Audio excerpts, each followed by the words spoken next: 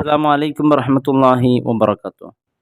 അബ്ദുൾ റഹീം നാട്ടിലെത്തിയ വിവരം വലിയ സന്തോഷകരമായി, വലിയ പ്രയാസമൊക്കെ ഉണ്ടെങ്കിൽ ആശുപത്രിയിൽ കഴിയുകയാണെങ്കിലും റഹീം ഒരുപാട് സ്വപ്നങ്ങളുമായിട്ടാണ് വിദേശത്തേക്ക് പോയത്.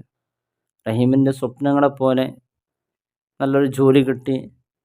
ജോലിയിൽ റഹീമിൻ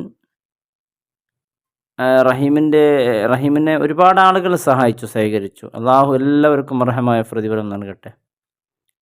റഹീം ജോലി വീസയ്ക്ക് കഴിഞ്ഞു, നാട്ടിലേക്ക് പോകുന്ന ഒരവസ്ഥയിലാണ്. അങ്ങനെ ടിക്കറ്റ് എല്ലാം ഓക്കെ ആയി നാട്ടിലേക്ക് പോകാൻ വേണ്ടി ഇങ്ങനെ പുറപ്പെട്ട് എല്ലാം ശരിപ്പെടുത്തി ഇങ്ങനെ ഇറങ്ങുന്ന സമയത്താണ് പെട്ടെന്ന് ഒരു സാധനം മറന്നുപോയത്. അത് കൊണ്ടുവരാൻ വേണ്ടിയാണ് വണ്ടിയുമായി പോയത്. പോയ റഹീം പെട്ടെന്നാണ് ഒരു അപകടത്തിൽ പെടുന്നത്. ആ അപകടം ഗുരുതരമായി റഹീമിനെ ബാധിച്ചു. ശാരീരികമായി നല്ലോണം അത് ബാധിച്ചപ്പോൾ ആശുപത്രിയിൽ കൊണ്ടുപോയി. അവിടെ ചികിത്സ ചെയ്തു. ഡോക്ടർമാർ പോലും കൈവിട്ട ഒരു കേസായിരുന്നു. പിന്നെ രക്ഷപ്പെട്ടു, ആരോഗ്യത്തിലേക്ക് തിരിച്ചു വന്നു.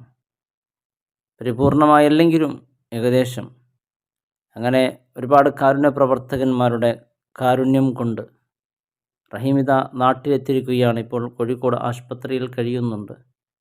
വലിയ പ്രയാസമുണ്ട്, സങ്കടമുണ്ട്.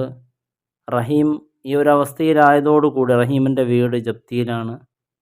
ഇനിയും കാരുണ്യ പ്രവർത്തകന്മാരുടെ സഹായ സഹകരണം അത്യാവശ്യമുണ്ട്.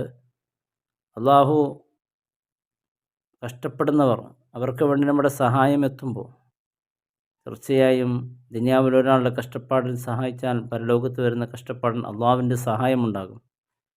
റഹീം ആശുപത്രിയിൽ വളരെ ദുഃഖത്തോടു കൂടി കഴിയുന്നുണ്ട്. വീട് ജപ്തിയിലാണ്. സ്വപ്നം പറഞ്ഞ ഒരു നിമിഷം എന്ത് ചെയ്യാതെ വളരെ ദുഃഖത്തോടു കൂടി കഴിയുന്നുണ്ട്. നമ്മുടെ പ്രാർത്ഥന ഉണ്ടായിരിക്കണം. അസ്സലാമു അലൈക്കും വറഹ്മത്തുള്ളാഹി